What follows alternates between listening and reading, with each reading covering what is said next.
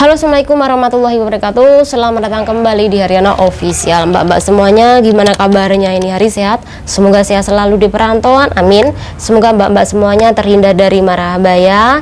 Semoga mbak-mbak semuanya pokoknya dipermudah segala urusan sampean. Rezekinya barokah selalu. Semoga sehat selalu ning perantauan nggih, Mbak. Amin ya robbal alamin. Nah, kali ini kita bakal membahas sebuah kasus curhatan yang sedang beredar. Jadi kita langsung aja bahasnya ya. Jadi ceritanya gini, iki ada beberapa sumber yang lewat di Facebook aku.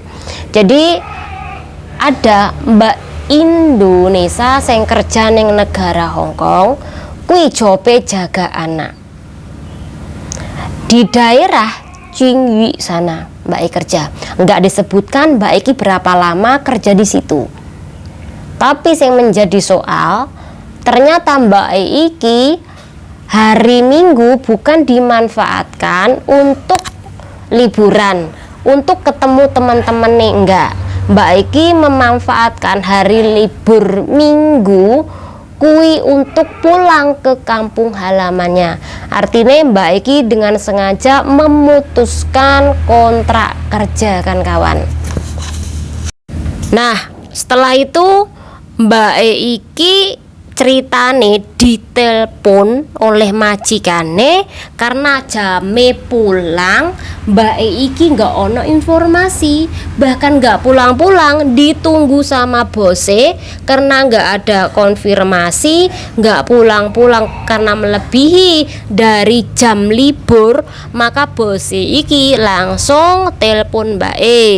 Nah, ketika ditelepon itulah Mbak E ngaku kalau ia sudah sampai ke kampung halaman. Jadi Mbak E iki pulang secara diam-diaman dengan memanfaatkan hari Minggu tadi untuk penerbangan dia. Jadi bose kaget, bose marah-marah karena Mbak E iki tidak konfirmasi.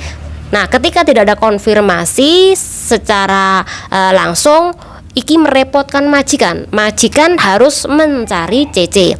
Majikan sudah masak nih, kemudian piringnya ditumpuk, kemudian lantainya iki sampai kotor banget.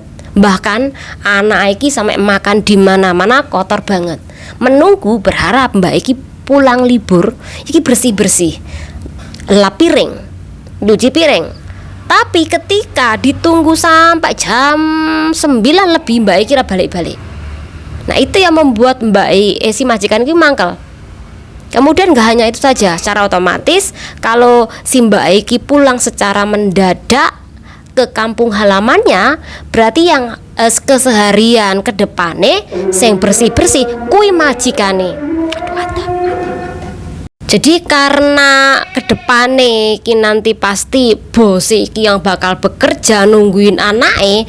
Nah, bos iki nggak terima kan kawan. Tetapi sekali lagi itu sudah menjadi keputusan Mbak E.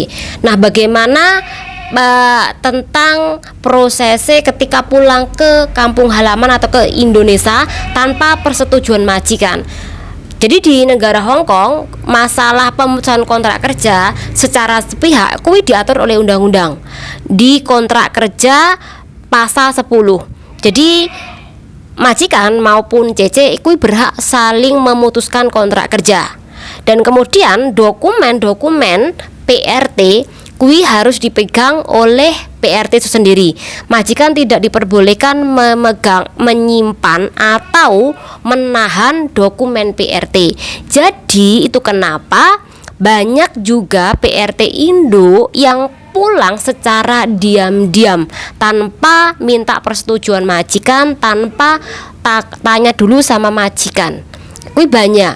Ya karena apa? Semua dokumen persyaratan untuk membeli tiket kuwi semuanya dipegang oleh CC-nya, termasuk kontrak kerja ataupun paspor. Jadi wajar banyak mbak-mbak yang melakukan seperti ini. Nah, ini ada kasus lagi. Jadi ceritane Mbak Iki bekerja di majikan jaga anak juga. Kemudian iki majikannya jahat, pokoknya wincim banget. Dan majikan iki pernah juga nyiram pakai air panas. Kemudian Wis pokoke suka main tangan lah. Mbak iki gregeten, Mbak. Karena ketika si Dade iki, kemudian anak Dade iki melakukan seperti itu, Mbak iki tidak mendapat pembelaan, bahkan mereka tetap melakukan hal yang sama. Sehingga ketika Mbak Eki libur hari biasa, Mbak Eki kan libur kan hari biasa nih, karena berharap kalau libur hari biasa kui nggak ada temen, cuman main di bawah flat saja.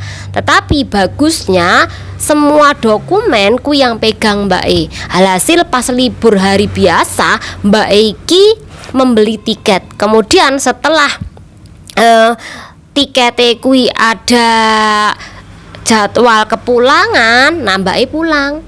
Secara otomatis majikane kui kekelabakan, kebingungan karena tidak mendapatkan PRT-nya kui pulang ke rumahnya dia. Jadi semuanya kegiatannya anak kemudian bersih-bersih rumah, memasak, mencuci piring, kemudian sampai mencuci baju kui semua akhirnya majikan yang menanggung.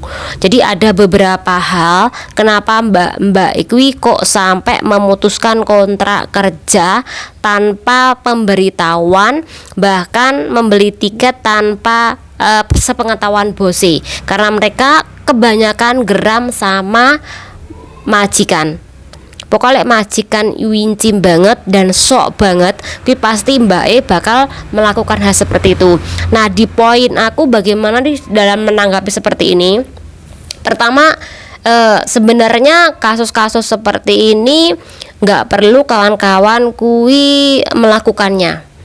Seandainya bosnya sampai jahat seperti kayak tadi nyiram air panas, kemudian melakukan pemukulan, Anda bisa melaporkan dulu. Jadi kalau Anda melaporkan perkara ini ke imigrasi, ke labor, kemudian Anda bisa pulang. Intinya buat efek jerak majikan sampean. Tapi kalau sampean langsung pulang itu keenaan majikan.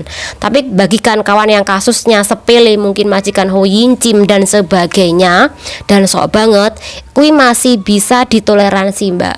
Intinya bekerjalah dengan tanggung jawab. Kalau sampean kui diincimi sama majikan, setidaknya sampean bisa melakukan pemutusan kontrak kerja secara interminit. Nah, sedangkan untuk undang-undang di negara Hong Kong sendiri, apabila kawan-kawan memutuskan kontrak kerja tanpa sepengetahuan majikan, tanpa memberikan surat ke imigrasi atau ke majikan, berarti Anda juga melakukan pelanggaran, kan kawan.